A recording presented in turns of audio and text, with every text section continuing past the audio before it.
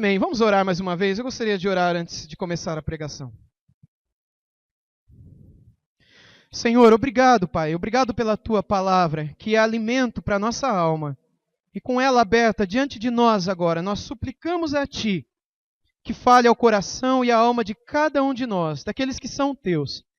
E daqueles que não são Teus também, daqueles que não tiveram um encontro contigo ainda, que eles possam ouvir a Tua voz pela primeira vez nessa noite, serem tocados pelo Teu Espírito e saírem daqui transformados, Pai, com a vida transformada e convertida para Ti, unicamente para Ti. Em nome de Jesus. Amém. Nosso tema hoje à noite é esse, andai em amor, e o texto que leremos é Efésios 5, 1 e 2. Abra sua Bíblia lá então em Efésios, capítulo 5, versículos 1 e 2. Esse daqui é o início do capítulo 5, e nesse início do capítulo 5, Paulo já começa com aquilo que ele vai fazer ao longo de todo o final da epístola, que são exortações, são conselhos práticos de como viver. E esse primeiro conselho que ele dá é dos mais importantes da sua vida, dos mais importantes da sua vida. E lendo esse texto aqui, meus irmãos, Bom, vamos ler o texto, depois eu comento com vocês. O texto diz o seguinte: sede, pois, imitadores de Deus, como filhos amados, e andai em amor, como também Cristo nos amou e se entregou a si mesmo por nós, como oferta e sacrifício a Deus em aroma suave. Muito bem. A palavra que eu destaco aqui é essa que está no andai em amor, não é? Que eu inclusive coloco como título dessa mensagem. O texto fala sobre andar. Aliás, irmãos, Paulo usou essa palavra andar, muitas vezes nessa epístola. Eu já mencionei ela aqui diversas vezes para vocês e já mostrei como em outros trechos, outras epístolas, Paulo também usa a mesma palavra para falar de algumas coisas. Essa palavra andar tem a ver com um estilo de vida, com algo que você acompanha, que é algo que você vê e imita. Quando eu estava preparando essa pregação, eu estava lembrando de uma coisa que aconteceu comigo na época do tiro de guerra. Não sei se você serviu o tiro de guerra, eu servi. Eu não queria servir, não. Mas acabei sendo convocado e gostei bastante depois de ter servido. Fiz muitos amigos lá, aprendi muitas coisas. Mas algo com que eu sempre tive dificuldade era com as corridas.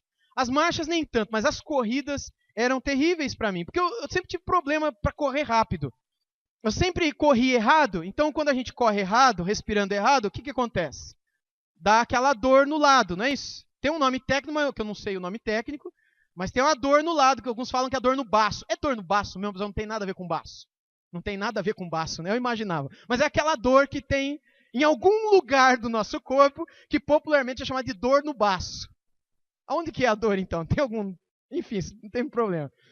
E eu sempre tive essa dificuldade, desde a época que eu jogava bola. Mais novo, né, na ferroviária. Quando eu fiz o tiro de guerra, então, com 18 anos de idade, eu me lembro até hoje, que uma das corridas mais longas que a gente fez, e que a gente, enfim, eu fui ficando para trás, e até aí não tem problema, porque eu sempre fiquei para trás. Aí o pessoal foi, a hora que eu vi, sumiram na minha frente. Aí eu vi que um veio correndo na contramão para mim encontrar. Eu estava morto, caído, machucado. Falei, não, é que eu não consigo, eu estou com muita dor. E aí vem o subtenente, muito bravo, você tem que acompanhar, levanta, você é mole, daí para baixo, né? Aí vamos, e o meu colega, aquela cena na rua, você imagina, um cara de farda e o outro atrás empurrando e o subtenente gritando. Essa foi a cena. Quando eu cheguei aqui no quartel, que é aqui em cima, eu e mais um outro lá que também chegou bem atrasado, mas esse que chegou bem atrasado, ele chegou uns 10 minutos na minha frente. Aí o subtenente virou para nós dois e falou, olha, vocês isso, vocês aquilo. E depois, olha, eu vou prender vocês não servem, vocês não... Isso. Aí ele falou, não, eu vou ser bom, eu sou bonzinho. Era uma sexta-feira isso. Eu sou bonzinho e vocês vão ficar aqui de sexta para sábado, de sábado para domingo, carpindo todo o mato da calçada do tiro de guerra com a mão. Com a mão. E ali eu fiquei, meus irmãos. Obviamente já era tarde, então a gente ficou de guarda, eu fui para casa pegar roupa, voltei. Dormi ali, entrei no turno das guardas. No outro dia de manhã, havia as apresentações lá dos pelotões participando. Aí a hora que o pessoal vai embora, aí começamos a capinar. Sabe aquelas tiririca, aqueles matinhos que dá nas fendas da calçada? Ficamos lá. Sem brincadeira, a gente ficou até o sol se pôr. Só eu e ele, com a mão, catando ao Senhor. e tal. Quando ele chega, ele enxergou uns 3 ou 4 matinhos em toda a calçada. Falou, vocês vão ficar a manhã inteirinha do domingo catando com a mão também. Só tinha 2 ou 3 pedacinhos, mas ia ficar a manhã inteirinha. A gente ficou ali catando, cavocando, desenhando, nada, porque não tinha mais o que catar. E eu me lembro até hoje desse dia e, enfim, oro por esse subtenente até hoje, né? Para que o Senhor abençoe a vida dele, por aqueles dias que ele me fez sofrer ali. E aquilo me fez pensar um pouco sobre essa minha dificuldade de acompanhar pessoas que correm.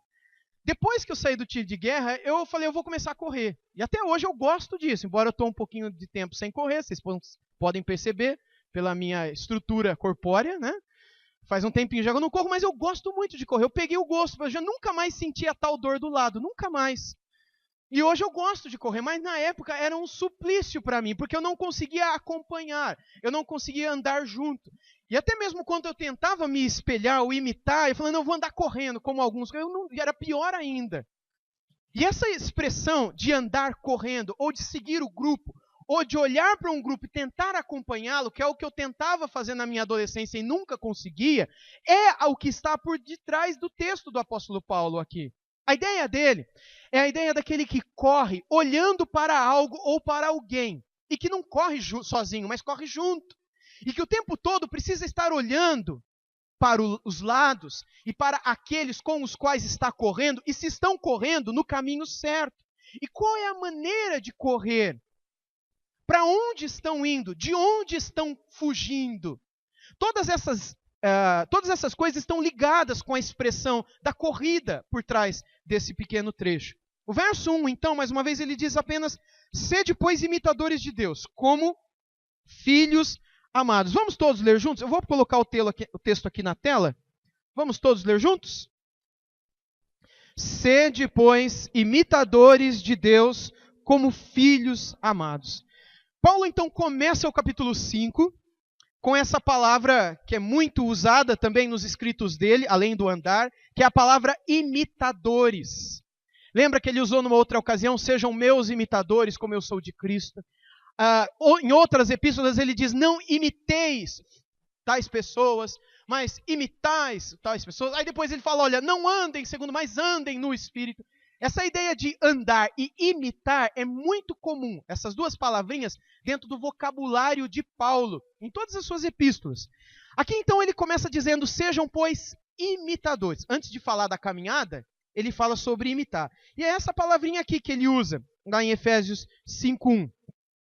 Tem vários seminaristas aqui, irmãos que já têm estudado grego, né?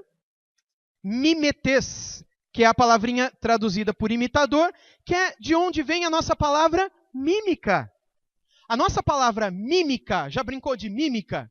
A palavra mímica, na língua portuguesa, deriva da palavra mimetes, em grego. O que significa mimetes? Significa imitar, ou tentar agir da mesma maneira como o outro age. Quando a gente brinca de mímica, tem aquele jogo, como é que chama? Isso, imagem em ação, que a gente recebe uma carta e você tem que imitar, enfim, um cachorro chupando manga. Qualquer coisa assim. Aí você tem que... Não, isso aí não dá, né? Alguma outra coisa que você tem que imitar. Um jogo de futebol, né? Ou qualquer coisa assim. É um bêbado dirigindo e você faz lá a mímica. Você vai tentar imitar alguma coisa. A palavra imitação é a palavra que está aqui. Essa palavra imitar ou mímica é o que Paulo coloca entre nós e Deus. Quem deve ser imitado? Deus. Quem deve imitar? Nós. É fácil imitarmos a Deus? Quando a gente começa a estudar a palavra e ir a fundo nessas palavras que o Espírito Santo inspirou, e gente, eu sei que existem muitos que não pensam assim, mas eu penso assim. Para mim, cada palavra da Sagrada Escritura é inspirada. Para mim, passarão céus e terra, mas as suas palavras não passarão. Para mim, cada ponto, cada tio, cada vírgula, ou como foi no original lá, cada iota, ou cada dagesh, cada yud e cada dagesh, não passarão. São os menores pontos do alfabeto hebraico, que foram as palavrinhas que Jesus falou. Olha, os menores pontos da nossa língua, que estão na Sagrada Escritura, não vão passar. Tudo foi inspirado e foi revelado com um propósito. Então, quando Deus diz para nós, sede, pois, imitadores, não é? Vou voltar aqui. Sede, pois, imitadores de Deus como filhos amados. Não é à toa que Deus diz essas palavras. Como é que nós imitamos a Deus? Como é que nós tentamos em mímica imitar a Deus? É possível? É praticamente impossível. Aí ele usa essa expressão como filhos amados, ou seja, como filhos a quem Jesus tem demonstrado amor. Como filhos amados, nós devemos imitar a Deus, ou seja, como filhos que experimentaram esse amor. E aqui ele começa a dar uma dica sobre como eu e você podemos imitar a Deus, que é amando. O fato de Deus, o Pai, ter dado Jesus a nós, é por amor. Isso é muito dito, muito falado, mas é pouco refletido. Porque assim como o Pai deu o Filho a nós em amor, nós também devemos nos dar ao próximo em amor. Isso é uma ordem, não é um conselho. Isso é algo que se espera naturalmente de todos aqueles que creem. Não é algo que Jesus fala, olha, se você achar que você tem que amar, você ama. Se você achar que você tem que perdoar, caminhar junto, ajudar, ser caridoso, seja, senão não se preocupa não. Os cristãos, eles são chamados para serem filhos amados de Deus, por Deus, e também para agirem como Cristo, sendo significantes como Cristo foi. Se os cristãos são amados por Deus, isso se dá pelo único fato de Deus ser amor, em essência. 1 João 4,8 diz isso, ele não ama, ele é amor. E sendo amor, ele transborda desse amor sobre nós, tocando-nos, fazendo-nos sentir-nos amados também. E uma vez que nos sentimos amados, somos desafiados a amar, a oferecer, a partilhar, a doar, a repartir, a agir. E nesse pequeno verso, Paulo está encorajando os efésios a agirem da mesma maneira como uma criança faz. Como filhos amados. A palavrinha original que Paulo usou traz a ideia de criança. Como crianças amadas, como pequenos filhos amados. Toda família, ou melhor, toda a ideia de uma família perfeita é perdida lá no Jardim do Éden, né? Quando Adão e Eva pecam e caem ali, a família perfeita cai ali também. Antes do pecado, Adão e Eva eram a representação de uma família perfeita. Mas com a entrada do pecado, essa família começou a ser destruída. E ela continua a ser destruída até os nossos dias, por causa do pecado. Não é por causa dos hábitos do homem, ou dos hábitos da mulher, ou do pai e da mãe do homem, etc. O problema das famílias no tempo em que vivemos é o pecado de cada um de nós. Se a minha família dá errado, não é por causa da minha esposa, é por causa do meu pecado. Todo homem que diz, a minha família está do jeito que está por causa da esposa que Deus me deu, é banana como Adão foi. E não assume a sua própria culpa. Porque quando Deus chegou para Eva, ou melhor, chegou para Adão e disse, Adão, o que é isso que fizestes? O que Adão respondeu? Foi a mulher que tu me destes. Em quem que Adão pôs a culpa? Não, ele pôs a culpa em Deus. Ele falou, é a mulher que tu me deste. Se o senhor tivesse me dado uma coisa melhor, não teria acontecido o que aconteceu. Sabe você, quando depois de 10 anos de casado, 5 anos de casado, 3 anos de casado, você fala, olha, pastor, eu era tão novo naquela época. Já começa assim, a pessoa quer se separar, né? Eu era tão novo naquela época, eu não sabia o que eu estava fazendo. Minha mãe falou para eu não casar, meu pai falou, mas eu fui lá e casei. Como se ele não tivesse responsabilidade do que fez. Você casou, meu amigo. Se você hoje acha que você era um bobão, inocentão, agiu pelo coração, pela emoção, o problema é teu. Mas você fez, você casou. É isso que Adão e Eva fizeram. Adão falou, foi a mulher que tu me deste. Ele não assumiu a culpa. O problema do casamento de Adão era Adão. E o problema do casamento de Eva era a Eva. E Deus tentou falar isso para eles dois. No primeiro momento eles não entenderam, mas depois entenderam. Tanto é que nas suas gerações futuras, Deus voltou a ser adorado. A gente sabe que Abel entregou a Deus um sacrifício que lhe foi agradável. Quem é que ensinou isso para Abel? Eu não tenho dúvida que foram seus pais. Na geração de Sete, que era filho de Adão e Eva, Deus voltou a ser adorado na terra. Quem ensinou a adorar a Deus para Sete? Eu não tenho dúvida que foi Adão e que foi Eva. E essa é uma impressão que eu tenho, uma inferência que eu faço, de que Adão e Eva, depois de todas aquelas experiências iniciais, se arrependeram e ensinaram os seus filhos. Embora um deles, a geração de Caim, a gente sabe pelo registro bíblico, não deu certo. E se desviou e se apartou do Senhor. E deu origem a gerações e povos terríveis em toda a terra. Então, dentro de uma família, cada um de nós deve reconhecer o seu pecado. E o pecado é a única razão de não existir uma família perfeita. Mas é possível existir uma família onde o homem age da maneira como Paulo diz aqui, e a mulher também. E é isso que o texto quer orientar para nós. Somos filhos amados, somos como que crianças na casa de nosso Pai.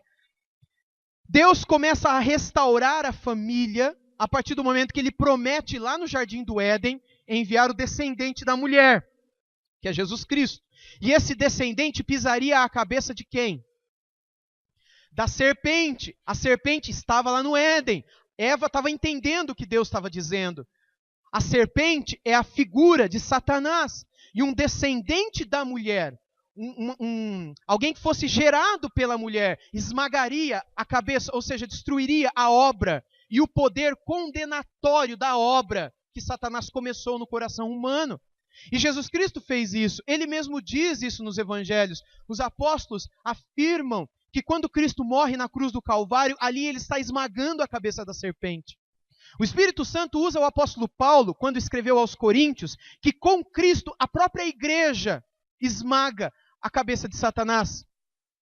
Romanos 16, 19 diz que o Senhor esmagará sob os nossos pés a Satanás. Não é somente a Cristo, mas é sobre nós também. Por quê? Pelo fato de hoje sermos o corpo de Cristo. Ele é a cabeça, nós somos o corpo. E é por isso que o diabo também está debaixo dos nossos pés. Assim como está debaixo dos pés de Cristo. Assim como a sua obra sobre os filhos de Deus está destruída. E é por isso que João, lá em 1 João capítulo 5, diz que aquele que é nascido de Deus, o maligno, não lhe toca. Somos filhos amados por Deus. Deus nos trouxe para a sua casa. Deus nos trouxe para a sua mesa. Para usar a ilustração de Jesus, numa das suas parábolas, Deus nos trouxe para o seu castelo. Ele é o rei, que convidou pessoas que não quiseram vir. E então ele enviou os seus servos e disse, arraste-os a entrar. Pessoas que estão feridas, estão pelos becos, pelos caminhos, desviados, force-os a entrar. Limpe-os, dê a eles uma nova roupa, e eles comerão à minha mesa. Nós somos esses, mendigos, esses cuja alma era faminta. E ele nos alimentou com o pão vivo que desceu dos céus. Desde o dia em que nós recebemos a Jesus, ele foi como pão alimentando a nossa alma. Ele satisfez a nosso coração. A nossa ansiedade naquele dia mudou. A maneira como a gente passava a lidar com aqueles vazios existenciais do coração e da alma mudou. Agora a gente tem a ele é alimento. Ele é a água viva que satisfaz a nossa sede. E quando a gente vai a ele nos trata como se fosse um irmão mais velho, dizendo, Pai, alimenta-os. Ele mesmo disse isso para nós. Paulo disse em Romanos 8 que nós somos co-herdeiros com Cristo. Cristo é o Filho unigênito do Pai. É o único, não tem outro. Tem dois filhos de Deus, tem um só. Nós fomos adotados. E somos co-herdeiros, herdeiros juntos do único Filho de todas as coisas que são do Pai. E é na presença do Pai que Ele nos alimenta. É aos pés do Pai que nós somos exortados, aconselhados, consolados, curados, alimentados, saciados. Deus então passa a restaurar não só a nossa vida, mas também as nossas famílias, quando nós corremos para os pés do Pai, para a presença de Deus. A sua e a minha família tem jeito, elas podem ser restauradas. A sua e a minha família, embora elas não sejam perfeitas, os seus maridos, as suas esposas, todos os nossos cônjuges, filhos, pais, eles não são perfeitos, são? Quem aqui tem um marido perfeito? Levanta a mão. Ah, e as irmãs, é mais ou menos, né? Quem aqui tem a esposa perfeita? Levanta a mão. Ah, mas vocês são maridos bons demais, né? Nós todos sabemos que não tem marido perfeito, não tem esposa perfeita, não tem pai perfeito e nem filho perfeito. Mas o que existe são vidas que foram transformadas e que aprenderam a amar como Cristo amou e a perdoar como Cristo perdoou. Não é possível existir família perfeita, mas é possível existir uma família onde existe o perdão. Uma família que beira a perfeição é uma família onde existe o perdão. O perdão que pai dá para filho, filho dá para pai, marido dá para esposa, esposa dá para o marido, o perdão que nós oferecemos uns aos outros é o que faz com que as nossas famílias beirem a perfeição. Mas se eu estou perdoando é porque ele fez uma coisa errada. Mas todos nós erramos e erraremos em um momento ou em outro. E o que agrada a Deus é ver-nos agindo como Ele agiu, andando como Ele andou. E é por isso que no início desse capítulo ele diz, sede, pois, imitadores de Deus. Você não tem que olhar para a família do vizinho, que quando deu errado ele chutou o balde e foi para outra. Vocês não tem que imitar a novela. Você não tem que imitar o que você vê aí fora. Você não tem que imitar o que você vê lá na faculdade. Você não tem que imitar o que você viu no seu parente. Você tem que imitar a Deus. E isso não é apenas um conselho, isso é uma ordem. Os irmãos entendem isso? Sede, pois, imitadores de Deus como filhos amados. É ali, na presença do Pai, aos pés do Pai, sendo amados pelo Pai, que nós perdoamos. Que nós somos perdoados. Que nós exortamos e somos exortados. Porque todos nós somos falhos e precisamos ouvir dos nossos próprios erros. Então, como crianças amadas, nós devemos procurar agir uns com os outros, não só numa família, mas também numa comunidade. E aí o texto continua dizendo o seguinte: e andai em amor, como também Cristo nos amou e se entregou a si mesmo por nós, como oferta e sacrifício a Deus em aroma suave. Aqui a palavrinha começa com um e, né? E andai em amor. Esse e aqui funciona como uma forma de provar o que havia sido dito antes. Não é? Assim, se vocês são realmente filhos, se nós somos realmente filhos amados do Pai, nós andaremos da forma descrita no versículo 2. Se somos filhos amados, se somos crianças que habitam na presença do Pai, se somos vidas transformadas e convertidas, salvas, nós viveremos o que está no versículo 2. E ele diz, andai em amor. A expressão é andai em amor. Vamos ler o texto aqui? Deixa eu colocar de novo, que eu estou correndo, meus slides estão ficando. E andai em amor, como também Cristo. Isso. A expressão principal aqui é essa, andai em amor. Ou seja, isso deveria ser parte da maneira como nós vivemos, como os cristãos, o estilo de vida dos cristãos. Andar em amor. Por quê? Porque nós não existimos mais. Eu falei disso aqui hoje de manhã. Nós morremos. Eu morri já faz quase 20 anos. Que eu entreguei a minha vida a Cristo e eu morri. E essa é a expressão. Porque quando ele diz, se você quer ser meu discípulo, você não tem que pular no bonde e se alegrar, fazer... Você quer ser meu discípulo? Você não tem que ficar aqui querendo colher, ter o seu milagre também, ter a sua vitória também. Se você quer ser meu discípulo, a primeira coisa que você tem que fazer é negar a si mesmo. Como é que eu nego a mim mesmo? Eu nego a mim mesmo a partir do momento que eu lembro quem eu sou e digo, eu não quero ser mais isso. A partir do momento que eu pego qualquer pessoa, o Dani, a Geni, a Ruth, o Aníbal, e trago pessoas que convivem com eles quatro, e peço para que essas pessoas descrevam quem são eles aqui para vocês. Aí alguém lá da faculdade vai chegar e vai dizer, não, o Dani é assim, assim, assado. Aí alguém vai chegar e vai dizer, não, a Ruth é assim, assim, assado lá da escola que ela dá aula. Essas pessoas que nós somos, que os outros veem em nós, e também aqueles que nós somos, que só nós sabemos que somos, não tem coisa na sua vida que só você sabe que existe? Ou tua esposa sabe de tudo. Ela sabe de tudo mesmo? Levanta a mão aqui quem é a esposa sabe de tudo nos mínimos detalhes. E o marido também, que você é esposa, que o marido sabe de tudo da tua vida. Tem esposas, os seus maridos sabem de todos os detalhes das suas vidas? Dos pensamentos, das vontades que vocês têm? Às vezes é até bom que não saiba. Ninguém conhece perfeitamente ninguém. E tem coisas, irmãos, prestem atenção aqui, tem coisas que até mesmo nós não sabemos de nós mesmos. Há coisas em nossa vida que só Deus conhece, só Ele pode mudar na nossa vida e na nossa história.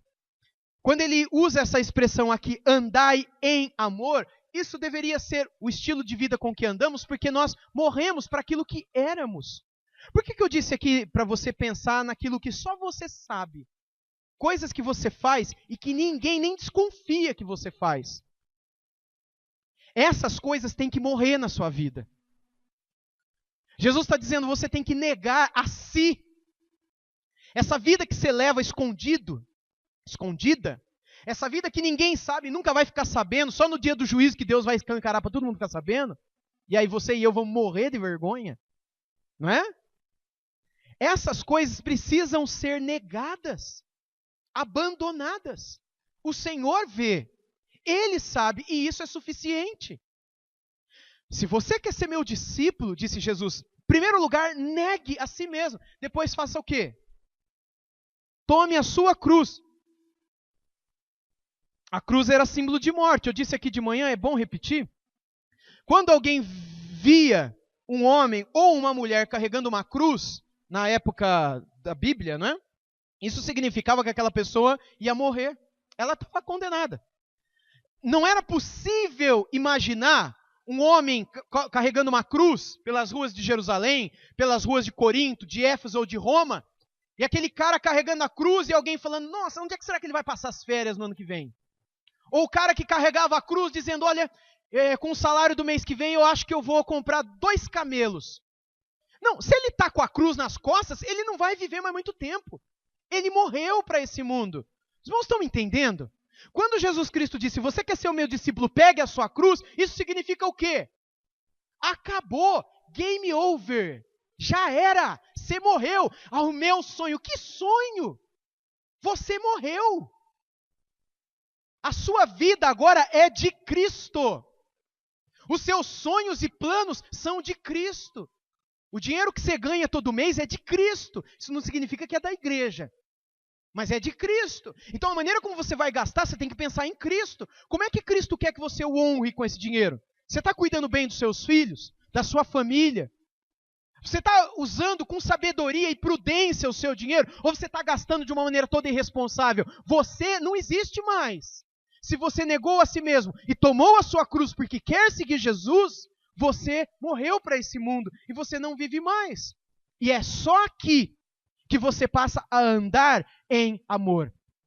Se você não negou a si mesmo, se você não tomou a sua cruz, se você não anda em amor, como é que você anda então? Como é que você vive? Você vive como todos vivem. Como os mortos-vivos vivem. Como todas as pessoas que estão mortas para Deus, mas estão muito vivas para o pecado, vivem. Mentindo, enganando, sendo enganadas, traindo, sendo traídas, levando vantagem e também levando prejuízo de vez em quando, do mesmo jeito que todo mundo vive. Não há diferença. De vez em quando explodindo de alegria, e em algumas noites afundando em depressão. Tem diferença. Se você recebe uma bênção, você se alegra e tal, e se alguém te rouba o dinheiro, o carro ou a televisão que você acabou de comprar, parece que entra um buraco no seu coração e você perdeu a alma. O que acontece com essas pessoas? Essas pessoas, elas vivem como todos vivem. Mas existe uma outra maneira de viver? Sim, existe uma outra maneira de viver, e é exatamente isso que Jesus Cristo veio fazer nesse mundo. Ele veio ao mundo para nos convidar a um novo estilo de vida, a uma nova vida. Ele veio nos convidar à verdadeira vida. Gente, Jesus Cristo é a vida. E nele nós encontramos, fora dele não existe vida. Fora dele é essa vida que todo mundo vive aí. E se você não estiver em Cristo, a sua vida vai ser como a de todo mundo. Você vai comer, vai falar, vai beber, vai cantar, vai... Tudo como todo mundo. Sua vida não vai ser diferente. E na hora da aflição, também não vai ser diferente. Na hora da aflição, você vai arrancar os cabelos da cabeça, se você os tiver. E você vai se desesperar, e você vai se afundar nos remédios, e você não vai ter um braço em que se segurar. Na hora da aflição, você não vai ter uma rocha sob os seus pés. Na hora da tempestade, do furacão, você não vai ter um castelo forte dentro do qual você está seguro. Você nem sabe o que é isso. Na hora que o medo bater, na hora que um filho for levado, na hora que o marido for levado, eu estou falando de morte mesmo. Você vai se sentir como se a sua vida acabou. Você não vai sentir aquela força que vem de Deus. E aquela paz que te sustenta até nas situações mais indescritíveis e terríveis da vida. Porque é isso que Cristo faz. Ele produz em nós uma paz que não dá para entender. É a tal da paz que excede todo entendimento, a paz de Deus. Só quem experimenta isso é aqueles que hoje negaram a si mesmos, tomaram a sua cruz e hoje andam em amor, como também Cristo nos amou. Quando Cristo aqui viveu, como é que ele andou? Ele não andou atrás dos seus próprios interesses, planos e sonhos, mas ele viveu para realizar a vontade do Pai. E Paulo diz que a gente tem que ser imitador de Paulo. E Paulo viveu para viver a vontade do Pai. E a gente tem que imitar a Paulo como Paulo imitou a Cristo. A gente tem que continuar a nossa carreira, a nossa jornada, até a hora que a nossa cruz foi pendurada e a gente for crucificado e morrer definitivamente. Essas figuras são figuras de linguagem, mas elas se aplicam à vida real no que diz respeito à vida em que aqui vivemos. Hoje eu estou aqui com vocês, eu não sei o dia que eu vou morrer, mas vai chegar o dia que eu vou morrer, como vai chegar o dia que você vai morrer também. Esse é o dia da nossa cruz, esse é o dia do nosso fim, esse é o ponto final. Quando você for sepultado, vão colocar uma lápide lá muito bonita, espero, talvez, né? Com uma cruzinha lá, não é isso? Que é o dia que você morreu. Já era, acabou, ali acabou a sua vida. E lá na sepultura para onde você vai, escreveu o sábio Salomão no livro dos Eclesiastes. Lá onde você vai, lá não tem palavra, lá não tem oração, lá não tem cântico, lá não tem serviço, lá não tem trabalho, lá não tem coisa nenhuma, porque os mortos de nada sabem. Vários escritores dos Salmos escreveram isso. Senhor, dá-me vida, porque se eu morrer eu não posso te louvar. Ah, mas eu vou continuar louvando Deus do outro lado. Mas não é disso que eles estão falando. Ele está falando que enquanto você vive aqui, você tem que viver como se você já estivesse lá. Você não tem que viver aqui falando, bom, eu estou aqui, deixa eu aproveitar, porque uma hora vai acabar. Uma hora não vai ter mais picanha, uma hora não vai ter mais mulherada, uma hora não vai ter mais bebedice, uma hora não vai ter mais jogatina, uma hora não vai ter mais um monte de alegria que eu tenho aqui. Então, meu Deus do céu, se acabar, eu gosto tanto dessa vida, aqui é tão bom. E aí vai chegar uma hora que eu vou ficar só em cima da nuvem, cantando para Deus, para todos, sempre, sempre, amém. Deixa eu aproveitar o máximo que dá. Essa pessoa é completamente ignorante com relação ao que aguarda ela do lado de lá. Porque a Bíblia o tempo todo fala que nós viveremos no novo céu e na nova terra. Essas pessoas nunca leram a Bíblia. Elas nunca prestaram atenção para aquilo que nos aguarda. O que nos aguarda é uma vida lá como é aqui, só que sem pecado. Não é isso que Daniel escreveu com as suas visões, não é isso que João escreveu no Apocalipse. Tem montanha, tem cavalo, tem carro, tem rua, tem rio, só não tem o mar. Tem casas, tem prédios, edifícios, Apocalipse diz. E tem gente, e tem animais, inclusive, fala lá. E isso não é aqui, é depois da Nova Jerusalém, meus irmãos. É depois do lago de fogo, é depois que não existe mais nem esse planeta. É um novo céu, é uma nova terra. Qual é a grande diferença? A grande diferença é que nesse lugar nós veremos os anjos. E nós veremos a própria luz de Deus. Porque os nossos olhos serão glorificados, o nosso corpo será glorificado e nós habitaremos na presença dele para sempre. Não vai existir mais esse abismo entre nós e Deus que hoje há. Você quer ver um anjo, você não vê. Tem gente que fala que vê de vez em quando, né? Você quer ver a Deus, Jesus aparece, mas isso não acontece. Naquele dia, você verá Cristo. Você estará com Ele. Você viverá. Será o jardim do Éden restaurado, o paraíso restaurado. Hoje de manhã, porque nós estamos estudando o livro de Apocalipse nos domingos de manhã, hoje de manhã eu falei sobre a árvore da vida, que está lá em Apocalipse 2,7.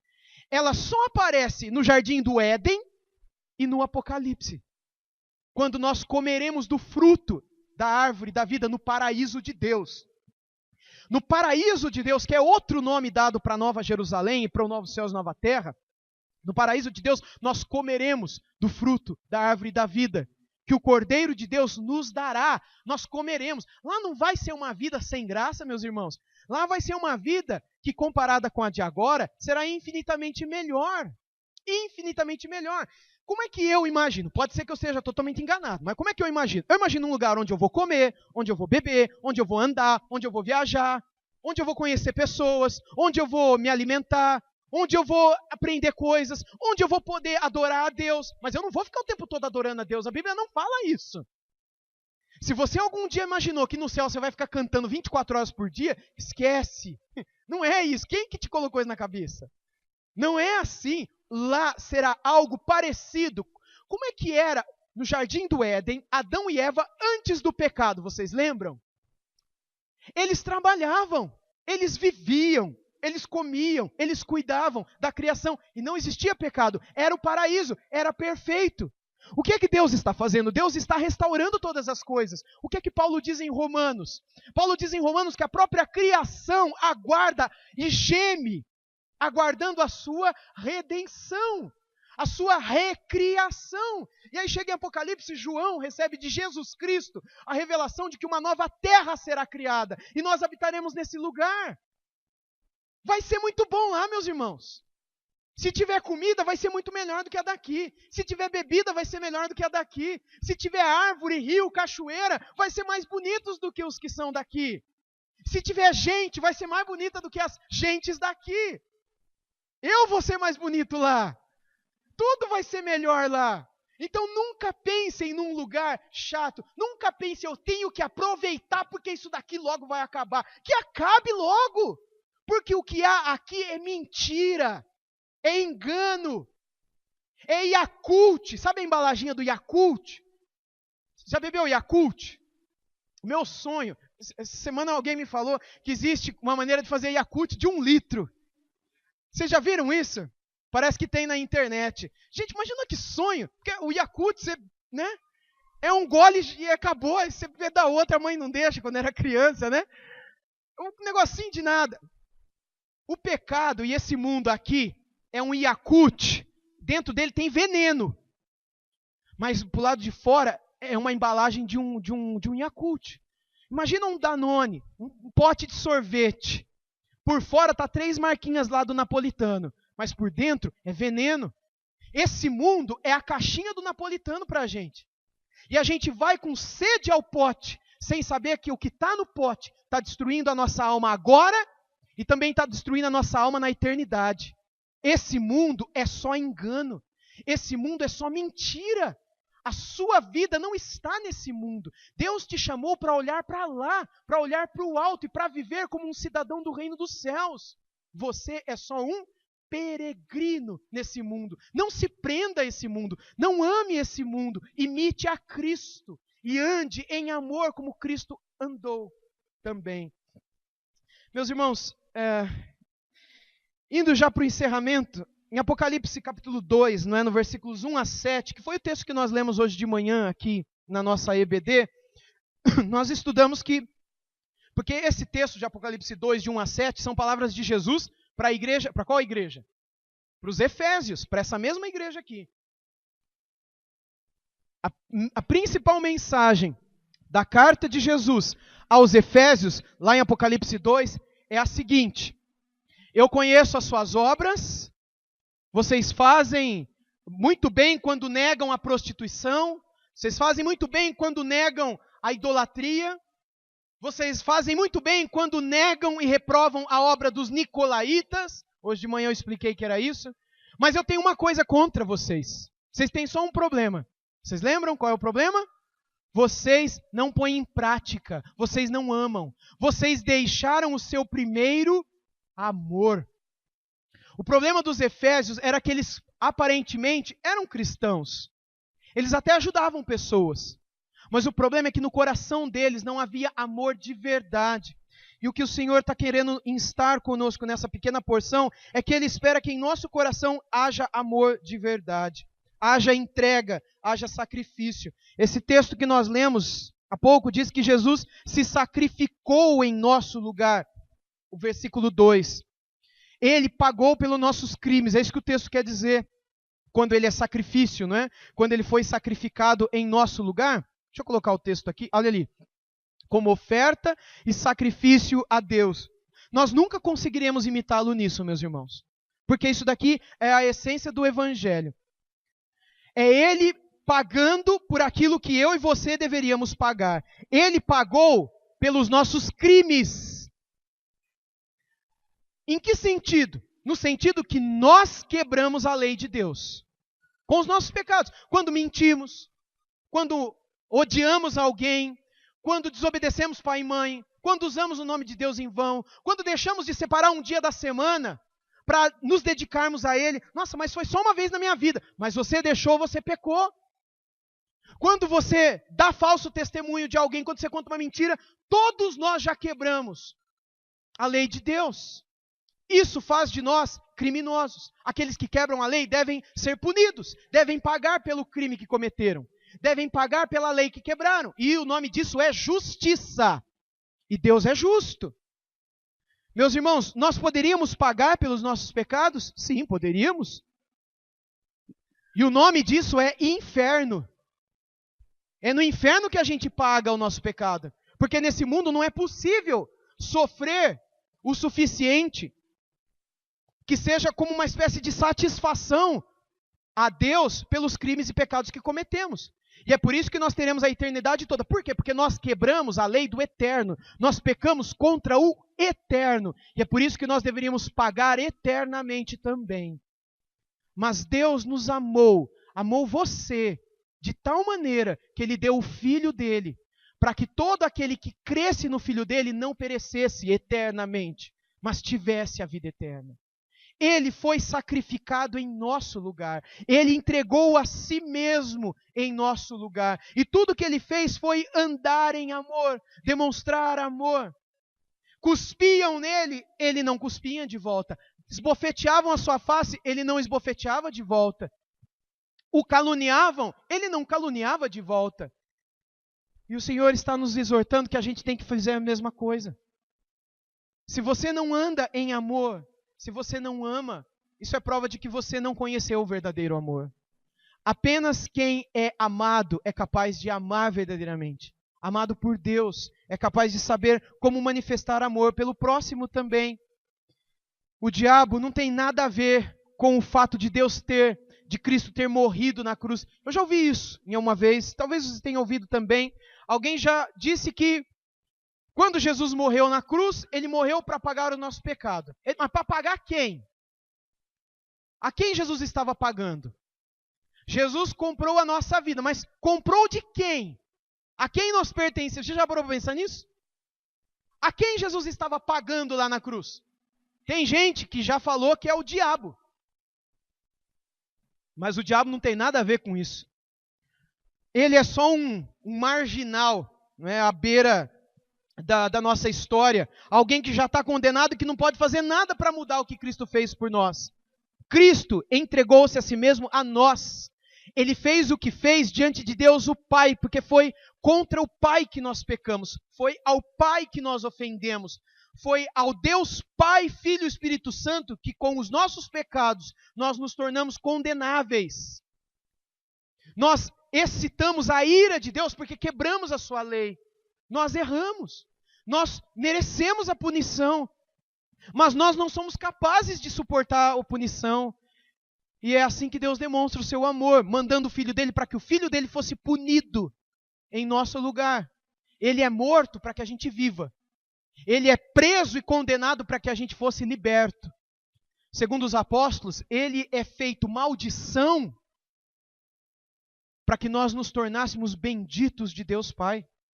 Ele fez tudo por nós. Ele se ofereceu como sacrifício a nós. Ele mesmo disse lá em João 15, 13. Eu vou pedir que as irmãs leiam para a gente esse verso, por favor. Está aqui na tela. Vamos lá, irmãs? Ninguém tem maior amor do que esse, de dar alguém a própria vida em favor dos seus amigos. Jesus Cristo disse isso. Ninguém tem maior amor. Ele ama você. Jesus ama você. E é por isso que Ele deu a vida dele, para que você não perdesse a sua eternamente no inferno.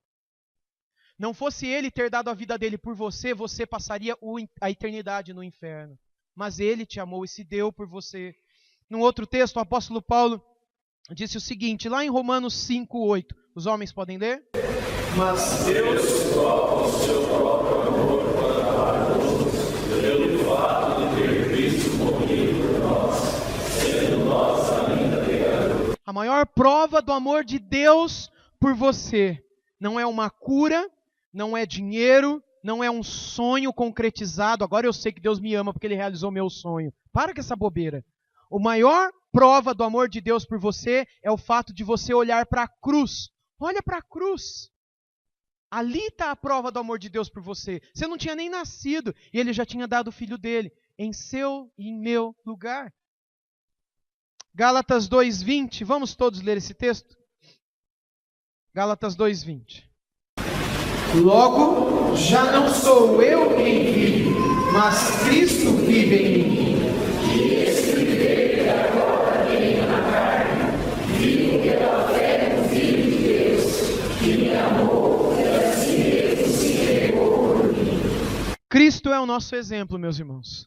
Nós devemos andar em amor, olhando para Cristo, imitando a Cristo. A gente está correndo atrás.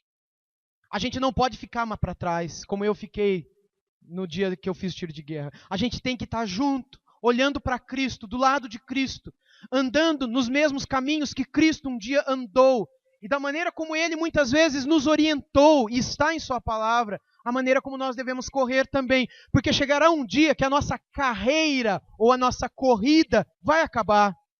Paulo, em 2 Timóteo, escreveu isso. Olha, acabou a minha corrida, corri a corrida, acabei a corrida, né? Como é que ele fala lá? Guardei a fé. Como é que está lá? Completei a carreira, combati o bom combate, completei a carreira, guardei a fé. Agora está diante de mim preparada a coroa, não é isso?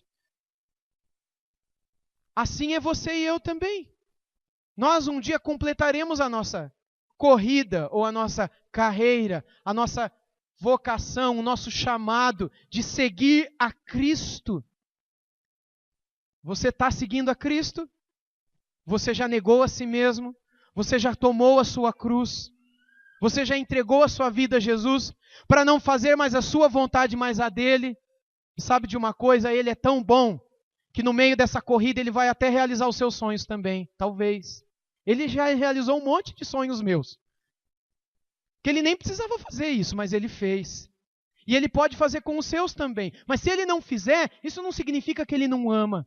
Porque a maior prova do amor dele está na cruz do Calvário. Mas ele é tão bom, tão bom, tão bom, que ele é capaz de fazer infinitamente mais pelos seus. E ele convida os seus a amá-lo e a amarem uns aos outros também. A andarmos em amor, a sermos imitadores de Deus, olhando para Deus e nos derramando em amor também, como Cristo um dia nos amou e derramou do seu próprio sangue por nós. Cristo foi oferecido como um sacrifício, nós também devemos nos sacrificar. Obviamente, nós nunca nos sacrificaremos como Cristo foi sacrificado, mas como sacrifícios vivos, e isso é meio estranho, porque sacrifício normalmente tem a ver com coisa morta. Quando alguém sacrifica uma galinha numa encruzilhada, a galinha tem que estar morta. Se ela estiver vindo viva, cacarejando, não é sacrifício. Não é assim? O bode, para ser sacrificado, tem que cortar a garganta e matar o coitadinho, para ser sacrifício. Mas nós somos sacrifícios vivos. O que significa isso? Significa que enquanto nós estamos vivos, nós decidimos morrer para as nossas próprias paixões, impulsos pecaminosos. Dizer não. Cruz. Negar a si mesmo. Isso é um sacrifício vivo a Deus, que permanece vivo após se entregarem. Ao contrário de tudo que acontecia no Antigo Testamento, o aroma suave a Deus hoje não é quando você ou eu acendemos um altar aqui e queimamos um cordeiro e sobe uma fumaça. O aroma suave que está no texto, o aroma suave é quando Deus olha para você, para a sua vida, e Ele vê você se matando por dentro. Você negando, você dizendo não para aquilo que a sua carne quer dizer sim. Isso é um sacrifício vivo. Isso é você dizer não para o seu pecado. Isso sobe a Deus como um aroma suave, como um verdadeiro sacrifício, como alguém que verdadeiramente está seguindo a Jesus Cristo.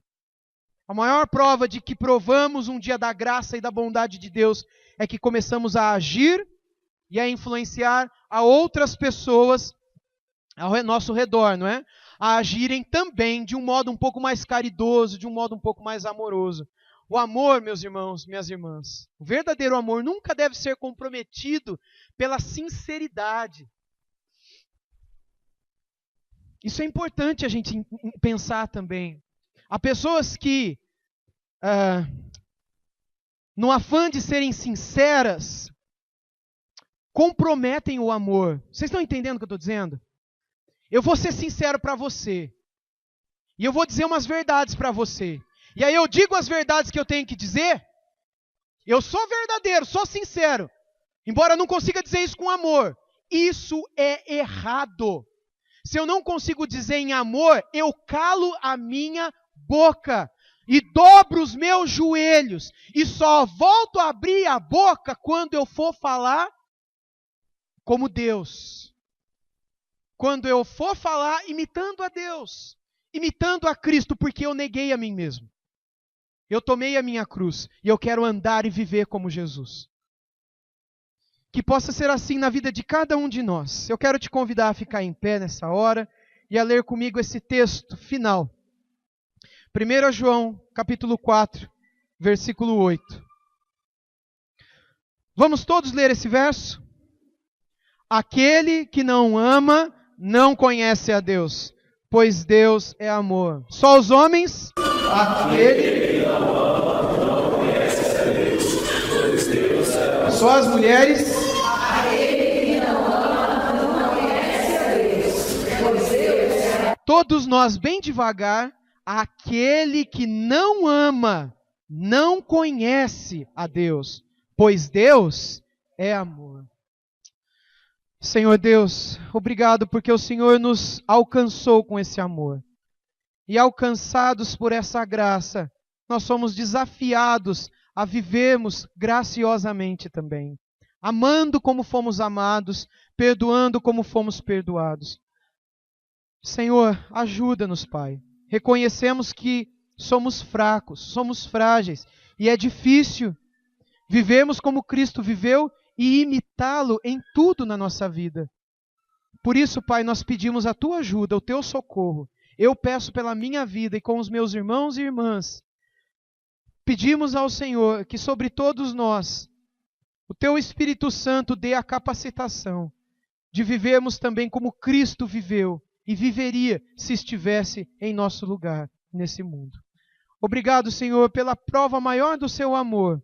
Obrigado por aquele alto preço que Te custou derramar o Teu sangue naquela cruz. Ajuda-nos, ó Pai, a pagarmos o preço também de vivermos como um só corpo, como uma família, a perdoarmos dentro da nossa casa quando um ou outro errar lá, a perdoarmos no emprego, na faculdade, a perdoarmos nos parentes, a perdoarmos, inclusive dentro da igreja, quando um ou outro falhar e errar. E, Pai, nos traga à memória a Tua palavra para que nada destrua o Teu corpo, Senhor. Nada traga tristeza ao coração das Tuas filhas e dos Teus filhos. Nós somos do Senhor. Somos Teus filhos e Tuas filhas. E, Pai, queremos Te imitar. Tal como uma criança gosta de imitar o pai, uma menina gosta de imitar a mãe, nós temos o Senhor como nosso único Pai. E nós queremos Te imitar, Pai. Ajuda-nos, dá-nos graça, Senhor. E que em cada atitude nós possamos testemunhar de Cristo em nós, através do amor. Em nome de Jesus. Amém.